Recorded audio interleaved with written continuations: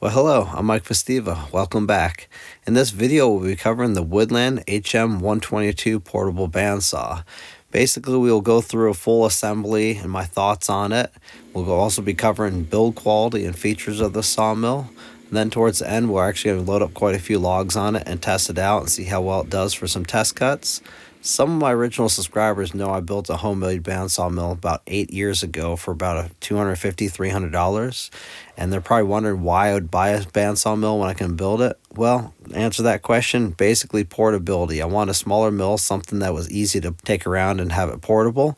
So that's why I picked this one up. It's probably one of the most bargain mills you can get on the market. But spoiler alert, the quality is pretty damn nice. So stick around and enjoy the video.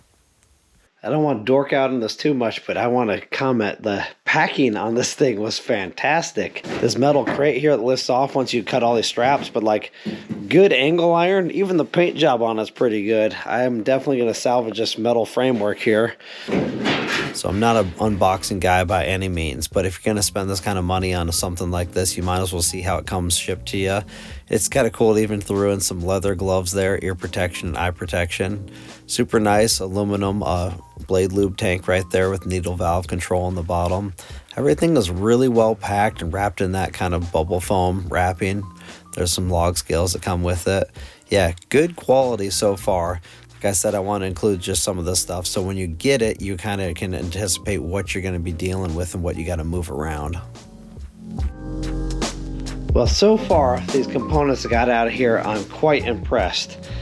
The gauge of the metal, the weight to them, actually is a little heavier than I thought. I was hoping to get a fairly lightweight mill that I could transport pretty easily and set up. It's probably metric, but it's probably a little hair shy of a 1/4 inch, but it's pretty stout. They weigh a lot.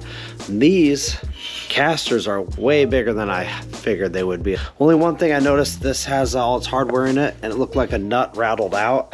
On this side, I might have to go get another metric nut. If that is metric, I'll have to check. There's a little hole in the bottom of the box. Might have went out there, I don't know. It's not in here, but so far, I'm really impressed. Nice aluminum tank. Came with the gloves, eye protection, and some hearing protection. That's pretty nice. All right, let's get cutting the rest of these boxes open, see what's inside. Man, these components are really thick, really sturdy. I'm really impressed so far with the build quality on this. Oh, this is cool. I thought I'd have to go through here with the calipers and write on the bags what the millimeters are, lengths, and each bag has their 12 by 90 millimeter. Yeah, each bag has a label in here stating what everything is, so that will save me some measuring because there's a lot of hardware that comes with this stuff. Yeah, that's cool. Perfect.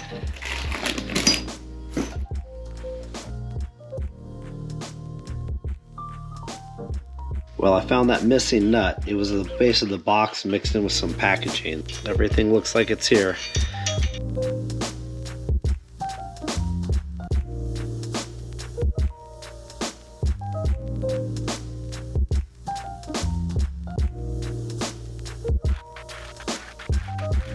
So I opted for the 9.5 horsepower model just because it was only a few $100 more. Seemed like it'd be worth it. Usually on a sawmill, you never complain that you got too much power. It's usually the other way around. And it's nice, it's actually a Kohler.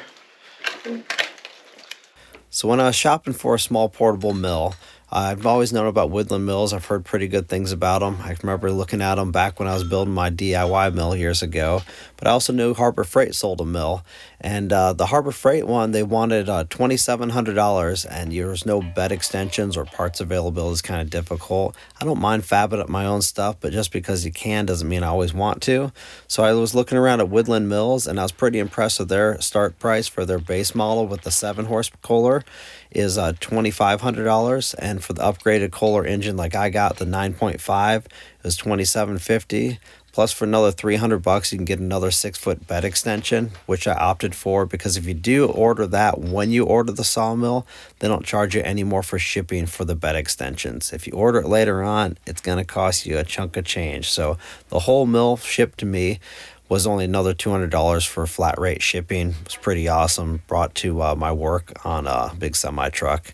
really quick shipping as well. Pretty impressed so far with how well built everything feels. These rails are much more beefy than I expected them to be. All the framework on here so far feels pretty darn good. It's getting late. I got up at 4 something this morning to go to work. End of the work week now, and tomorrow I get the mill out of here, get this frame outside and set up at least one section of track so I can start assembling the mill head. I also have another section of track back behind all these boxes I ordered for it, because standard it will do a 10-foot log, I think 10.4, but I wanted to mill up to a 16-foot if I needed it. The track's a little more beefy than I thought. I thought it'd be like a little lighter duty and easier to move around, but it actually is going to be pretty heavy to move around. I thought this would be a little bit more portable. That's why I kind of got one. But I'll figure it out. I think I'm going to bolt it on the center of my car trailer, be able to drive my tractor over it. I have some milling to do, kind of a long ways away from my property. So that's kind of why I wanted a little portable mill. And right off the bat, I'm already realizing that there's a lot of things about this mill that are far more stout than that simple mill I built. I do a lot of milling with that mill I built years ago. But I mean, even these log bunks, these are way thicker gauge metal than I use for that. The rails are stouter, thicker. Everything's overall far more well built, but you know, I've gotten 8 years of milling out of that machine with all the cedar and hemlock and Douglas fir around my place, and it's worked great. And so far, the build quality on this thing is superior to the one I built. So I was on a budget. I built mine for 250 bucks though, but I'm pretty impressed with it so far. So tomorrow morning we'll get back at it and start setting this whole thing up. So I'm going to take the instruction manual out of here and read up on it a little bit before bed tonight. So far, I'm quite impressed with the build quality. There's a lot of things like the turnbuckle here, nice stainless steel. These blade adjustments look well machined, good quality on here. It's set up so you can put a torque wrench right in the end of this for torquing it. Give some other specs for adjusting the blade tension. Overall, it's way more well built than that mill I built from scratch. It looks really thought out, and the quality control on this so far seems top notch. Pretty good, not much chipping on most of the paint and everything, and it is a mill. It's going to be used around tractors and trees, so that's not that big of a thing to me. Even these crossbar bunks, they are way thicker than the stuff I use. I just use pallet racking crossbars, and they're much thinner than this, so everything's pretty stout. These are way heavier duty than what I put on my mill, and I'm always just kind of a little more gentle with it when I'm loading it with the excavator, and you know, so you don't bend them or anything. But these are stout. Metal's expensive when you go to buy it, and I do a lot of fabricating, and these rails, stuff like this, add up quite a bit when you buy the square tubing and all this angle iron. It's pretty stout, plus all these laser cut frames, all the nice ball bearings and everything. I mean, the hardware on this is massive. It's really nice to see such big hardware. I've been buying stuff for making for my other mill, like a little teeter-totter for shingle, little cutting apparatus I'm working on. And every time you go to the hardware store, you buy a small bag of hardware. It's 20 bucks now. So seeing the hardware that comes in this kit, if I had to buy the stuff at the hardware store, it'd probably be 200 bucks, man. It's not cheap buying hardware anymore. So quick tip, unless you need to set it up in a tiny shop, don't do it. Right here, I'm actually just taking this thing out of the crate, working around really bad weather outside, and when I was unpacking this thing and putting it together was every night after work in the dark, so of course I'm working in my shop. But if you can, if it's good weather and you got plenty of light, I would recommend setting it up outside in the location you plan to do some milling with. It's a lot easier that way. Got everything for that sitting over here. That's going to get put together later. I got everything that should be for the track here. I got a limited amount of space. Of course, I thought I'd get out here early in the morning, and here it is 7:30 at night the next day. Way more stuff came up today that I had to do. I'm actually just gonna set together a 6-foot section of it right now in the shop if I can. Maybe I can do both, but I want to just get the mill head assembly mounted on that. I'm gonna actually take all this out of here once I get the mill head put together and install it down in the field. I have a stack of logs I want to get through, so I'm gonna start on this next.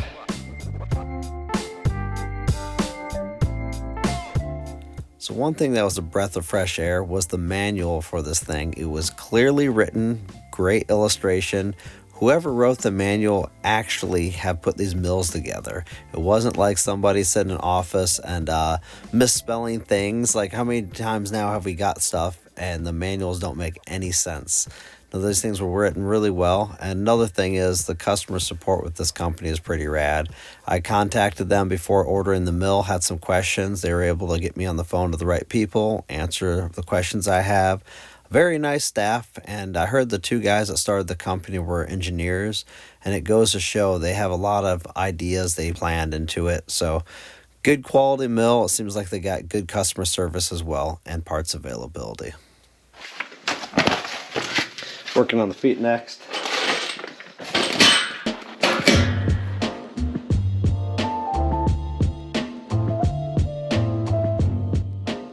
So I want to talk about the robustness of this hardware that came with the feet.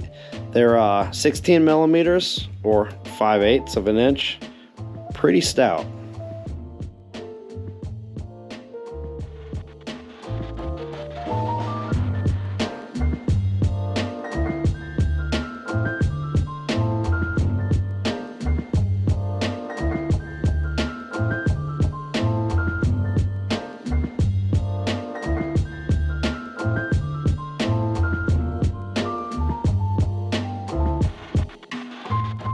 So here's a super nice little feature they planned into this mill. The cant stops are actually adjustable. They slide in that nestable tubing but slightly loose. You can adjust those bolts to shift it right or left so you can get the cant stop perfectly 90 degrees with the log bunks. Pretty cool feature.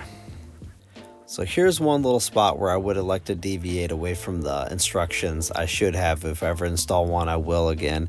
Was I had to really drive these things through here, these upright posts, through these bushings that they have. They have these really nice adjustable plastic bushings. And they didn't say anything about adjusting them until later in the manual, and they were extremely tight to drive through in my mill. So if I ever put one of these things together again, I'd loosen up those bushings early on. At this point, I had the bed completely leveled out and solid, and I deviated away from their plan to not put the mill on until you get fully assembled, but not tightening the hardware yet. Keep in mind, I kept most of the hardware loose, but I put it on once I got these bottom sections on here, just because I was working by myself this day, and it was going to be hours before I could get any help with this, other than my son in the background there, but he's not about ready to help me lift the mill up here. So that's where I stepped away from their plan and put it on a little earlier. To drive them in, because these are pretty tight, they don't tell you to loosen these until later in the manual, which I felt like it would almost be easier to loosen them now. Because I was driving on this one, it just tore the tech cap up pretty bad.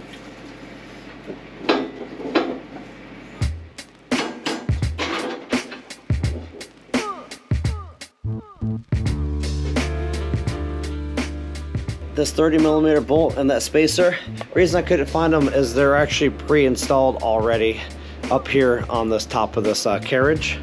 Just like this kind of hardware is already installed and the caps were installed. So if you can't find it anywhere, dig around. It's actually in the location it needs to be.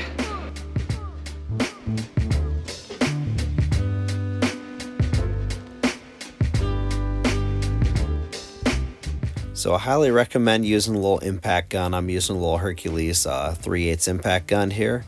Snug everything up, but not tight. Keep everything so you can rotate the hardware slightly, because later on they're going to tell you to shake the whole mill slightly back and forth to kind of settle everything out, and then you torque it. So don't go crazy with all the hardware for the whole carriage. Just set everything on there, get it kind of close, but don't tighten it down until later.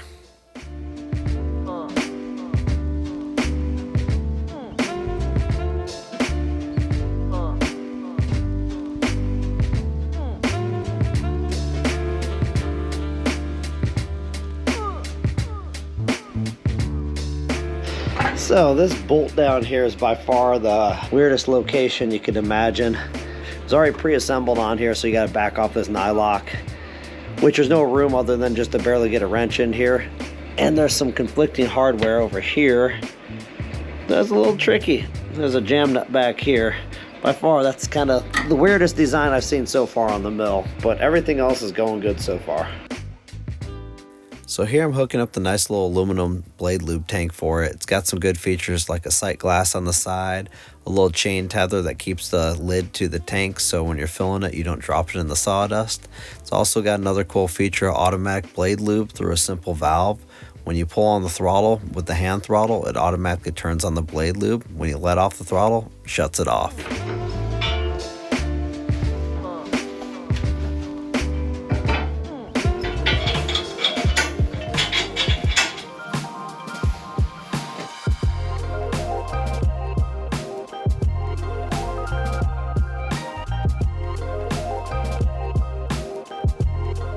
See those two little holes on that plate right there? It's for a vibration sensing hour meter.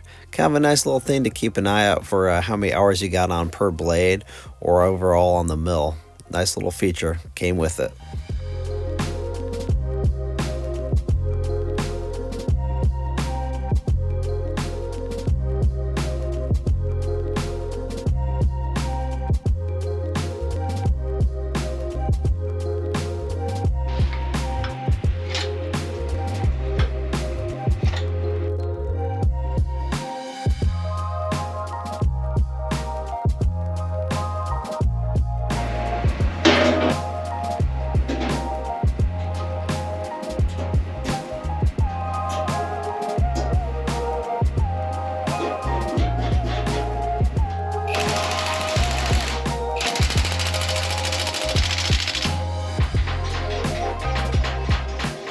So here it is. Here's the shakedown, getting all this whole mill settled out.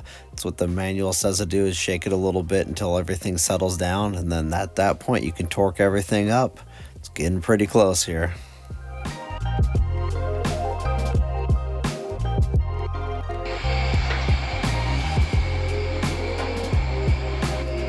Man, it moves smooth.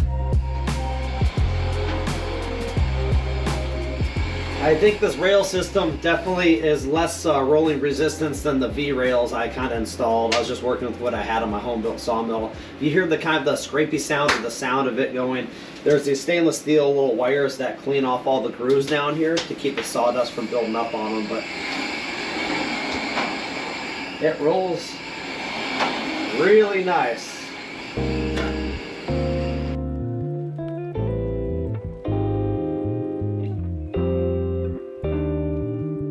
So my blade off the bunk from side to side was actually true. The problem is right now the saw head isn't gliding up and down these posts very well, so as I run it I'm sure it'll settle out, but I press down on each side of the head so the cables are tight on both sides. And it's actually true to the bunk, but this is where you adjust it if it's not. I tighten both these jam nuts down, top and bottom here, and I think once I run it for a little while, it'll probably settle out and I'll have to readjust it again. I think coming up in the manual pretty soon we're gonna adjust these. These are a little on the tight side. You can see they're touching on one side but not the other, so get to these so the head slides up and down pretty smooth. I think it also said to put some silicone on the rails.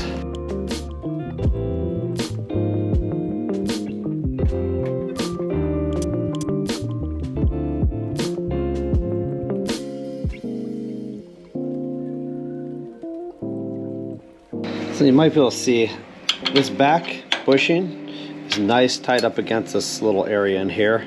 The front, there's a gap, probably, I don't know, 3/32, maybe 1.5 millimeters in there. So I'm gonna loosen all these 4 bolts, squeeze these together here just by hand, and snug them down, and do the same on the bottom.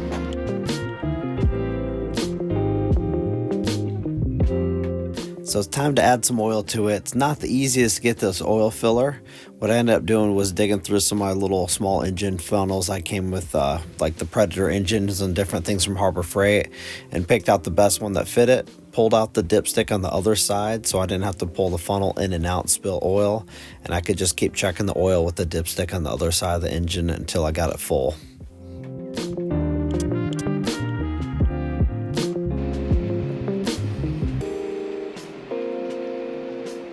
So I checked the air filter here, and the whole housing is really nice. Nice big air filter on here, much nicer than the Predator engines. Nice thick sturdy air filter assembly. Heard some customers complain that they have let go of the recoil starter super fast and it's hit these plastic tabs and broke them off.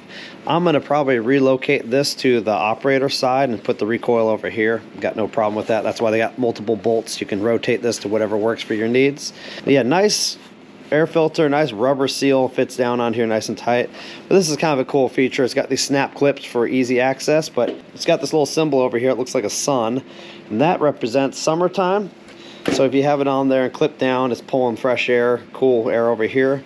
If you put it in winter mode over here and clip it down, it starts pulling heat off the exhaust, which will warm the engine up a little faster. Kind of a neat little feature.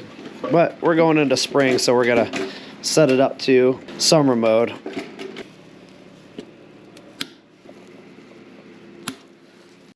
It's nice, the company put this extra brass extension so it's easy to change oil on these because it comes out all the way to here. You can get a nice little bucket or pan under it.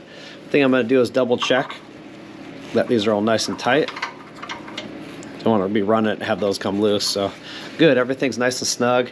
I'm pretty impressed with almost everything has these nice nylock all over this whole entire assembly. Nice sturdy hardware with this mill. These plates are probably almost 1/4 inch thick. Pretty sturdy, well built. So a nice little feature they added to that little blade tensioning handle is a 1/2 inch square drive, so you can use a torque wrench. Just get the blade set torqued down every single time identical. So next what we're going to do is start spinning the blade by hand after it's been tensioned, just to make sure that it actually tracks proper. This blade actually is working really good. Tracking was perfect out of the box on mine. Now we're going to set the blade guides. I'm actually pretty familiar with setting blade guides and working on bandsaws. I maintain a 40 horsepower electric resaw at my work. It also has a 40 horsepower hydraulic motor that runs all the hydraulic accessories. So definitely been used to working on bandsaws for years, and this one is pretty simple to set up. So I'd love to take this thing out and cut some logs with it, but everything's trued up, ready to go. But it's pouring down rain out there, so I'm kind of shifting my interest to try to get this set up. This is some salvage stuff. It's 2.5 by 2.5 angle iron, and it's 3/16 of an inch thick. Got some holes plasma cut into it. A few more over here. This is going to be the bed stops, get swapped onto here. Some salvage angle iron crossed here. These are upside down so I can get them trued up with the rails here. This is going to get flipped over and bolted in the bed of my tractor, kind of like forks sticking out the front, but they're rails. So when I move this thing around a few different locations, I can pull my tractor in back over here, put this rail system right up against here and here, roll this off, ratchet strap it to the front of my bucket, and haul the mill head assembly around. At least that's the plan. So a few days later, the weather finally dried up and I was able to haul the mill and track down and get ready to start cutting some logs. I'm kind of excited about trying this thing out for the first time.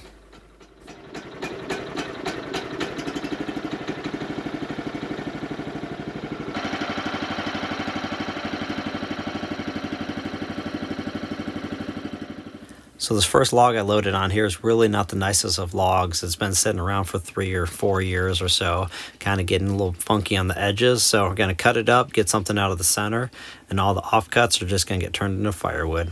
Probably better than just rotting away.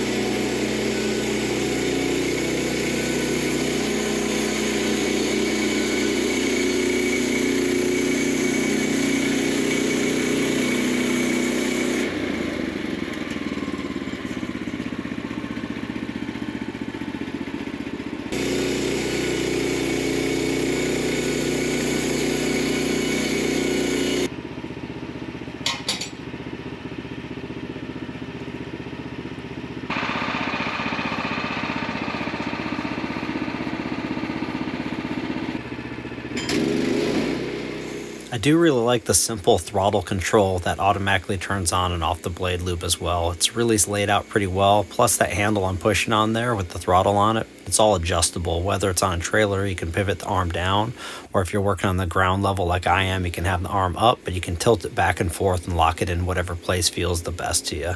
Pretty thought out.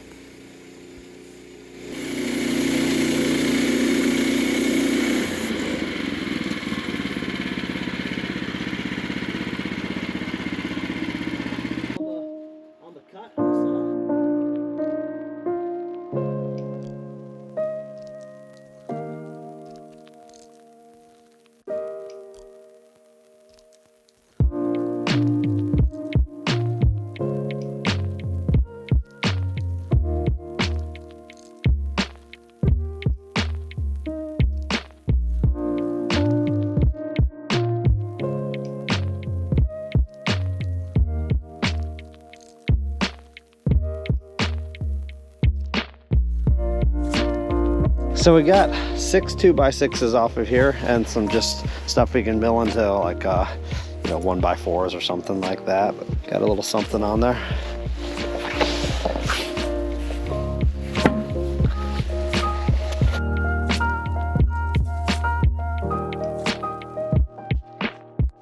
So we got this 8.5 foot Douglas Fir log on here. It's kind of got kind of a weird shape to it. It's about 16 inches. It's width with the bark chipped off. About 19.5 tall.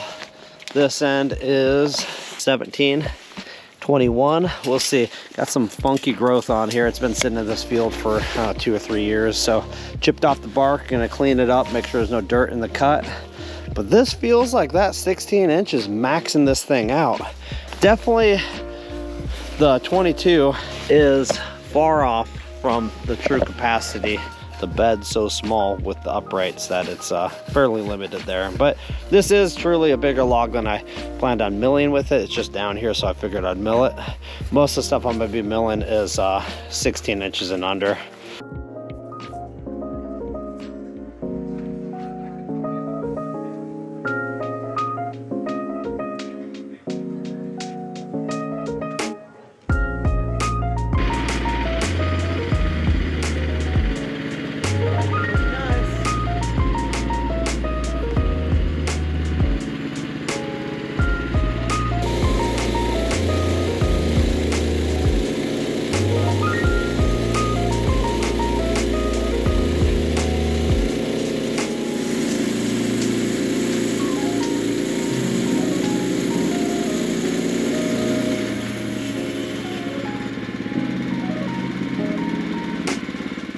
So Woodland Mills suggests not to use any blade lube for the first 30 minutes to break in the drive belts. So we got over 30 minutes on here, so we're gonna add some soapy water to the mix.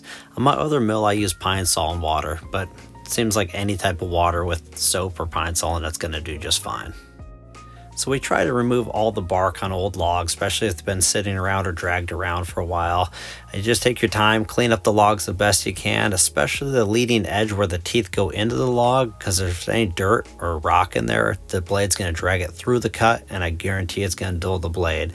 You'll get a lot more service life out of each individual blade if you make sure to clean up and use a brush and scrape away the bark and just brush out any bark you don't remove.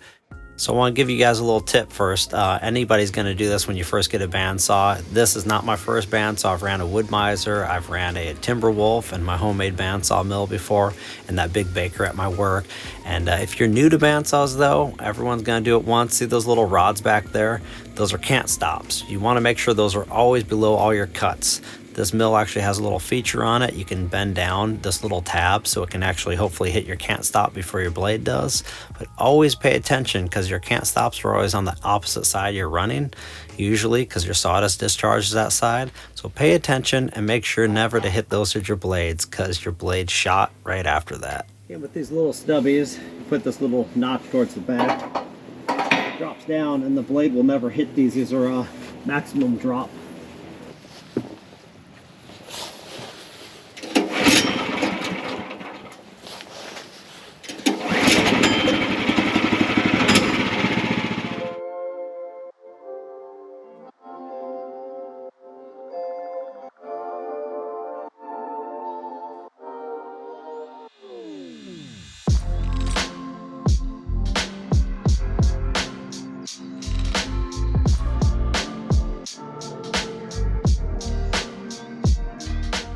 So another little tip is, if you're new to bandsaws and you're running them and you're getting dipping from your blade, that's a total indication that your blade probably hit some dirt or it's worn out. So if you're cutting through knots and things like that, you'll especially see it. You gotta go slower in the travel speed through a knot, because it just is harder to cut through.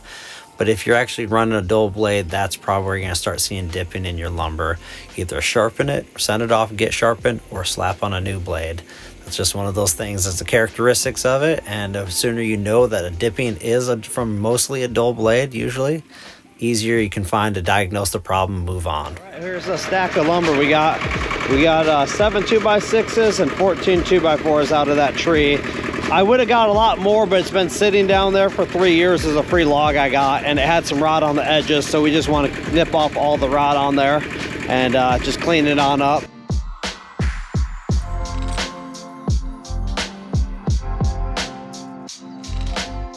So because I have ran some other bandsaw mills and I've worked on them, I have some experience with them, and I have to say, for the price and build quality of this mill and how well the kit was put together, at least the one I received, with all the labeled nuts and bolts in there and just really good instructions how to put it together, I'm really happy with the build quality of it. I think this thing offers a great value, especially if you have smaller trees on your property. The biggest thing is, like, when I built my bandsaw mill originally, I sized the mill to what the trees were on my property and the capabilities of the machines I have on my property. You know, if you only have small pines and different smaller trees on your property, probably get a smaller mill. But if you have some big trees, you might consider getting a bigger one, because you're probably going to max out a small mill. So it's one of those things. Consider what you're getting for the size of your trees, and if you have the capability to move that kind of tree around your place. And also, I opted for the bigger engine, the 9.5 horsepower. I think you're always better off running the higher horsepower option if there is one. You're never going to regret buying the bigger engine. Almost forgot to mention, out of that Hemlock, we got 12 2x4s and 10 2x6s. There they are.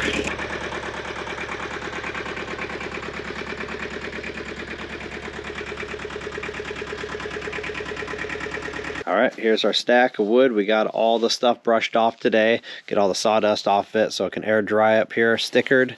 We got 21 2x6s put away up here and 23 2x4s.